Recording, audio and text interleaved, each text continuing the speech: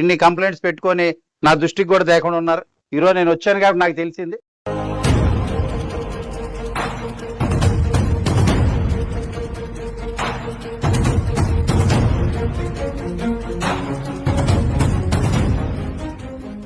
ఒకటి local water బాగోలేదు, రెండోది ఆర్ఓ ప్యాంట్ పనిచేయట్లేదు.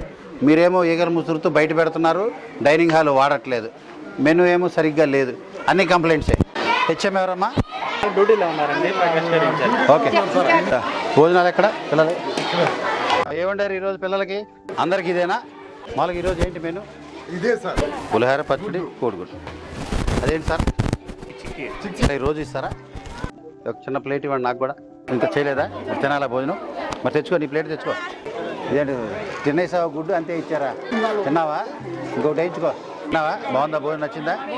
బాగుందా? Very good. నేను వేసుకుంటాను కదా అసలు. Very good. రోజు ఇలాగే వండుతున్నారు భోజనం? బాగానే ఉంటుందా?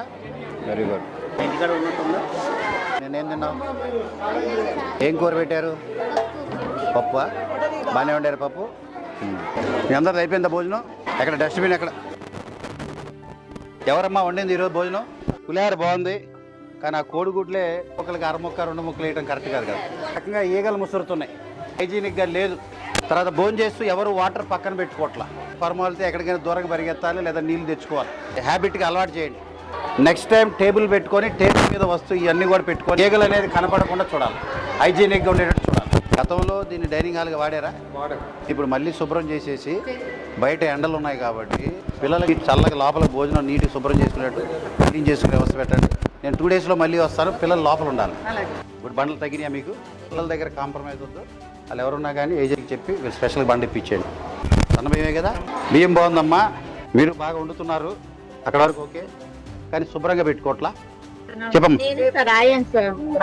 అన్నీ నువ్వు ఒక్కదానే చేస్తున్నావు. ఎంతమందికి ఒక్క ఆమె ఎట్లా చేస్తాను? మీ అధికారి ఎవరితో చెప్పండి, నేను చెప్తాను. ఇప్పుడు సుబ్బారావు గారేగా మీకు డిఓ. ఒకసారి ఫాలోఅప్ చేసి కనుక్కుంటాను నేను. సిస్టమ్ బాలా, ఎవరు కూడా రెస్పాన్సిబుల్ తీసుకోవట్లా, ఒకరి మీద ఒకరు చెప్పుకుంటున్నారు. నా ముందు ఇన్స్ట్రక్షన్స్ ఇస్తున్నాడు ఆయన. సాయంత్రం కల్లా ఆర్ఓ ప్లాంట్ రిపేర్ కావడానికి ఏంటో చూడండి. పిల్లల భోజనం విషయంలో, చదువు విషయంలో, ఆరోగ్య విషయంలో, హైజీనిక్ విషయంలో మన కూటమి ప్రభుత్వం కాంప్రమైజే కాదు. ఏంటి సమస్యలు చెప్పాలా? చెప్పండి. ల్యాబ్కి సంబంధించి నేను కూడా మాట్లాడతాను. హెల్పరింగ్ కూడా రావడం కష్టం. ఇప్పుడు 300 మెంబర్స్ దాటితేనే. ఫర్దర్ దట్ మరి ఇంకొకసారి ఇప్పుడు ఇక్కడ ఆర్ఓ ప్లాంట్ ఒకటి కంప్లైంట్ ఉంది. అసలు మీరు కూడా ఒక్కసారి విజిట్ చేయండి సార్. బిల్డింగ్ స్ట్రాంగ్గానే ఉంది కానీ పెయింట్స్ లేవు, ఏమీ లేవు.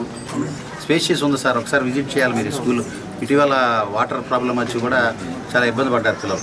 ఈ ఆర్ఓ కూడా సరిగ్గా లేదు. మీరు ఎప్పుడు వస్తారో ఒకసారి ఇద్దరం కలిసి మళ్ళీ వస్తారో చూద్దాం. ఇది నేను కలెక్టర్ గారి దృష్టిలో కూడా పెడతాను. అది సైన్స్ ల్యాబ్కి సంబంధించి కూడా, బాటనీకి సంబంధించి కూడా, బాటనీ జువాలజీకి కూడా ఇది ప్లాన్ చేద్దాం. ఓకే అండి, థ్యాంక్ యూ. ఓకే అండి, బాగా చదువుకోండి అందరూ.